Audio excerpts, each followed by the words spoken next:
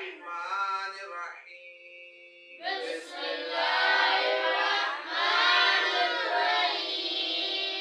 وإذ قلنا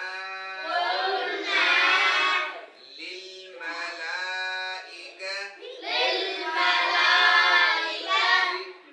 اسجدوا لآدم فسجدوا إلا إبليس أبى واستكبر وكان من الكافرين.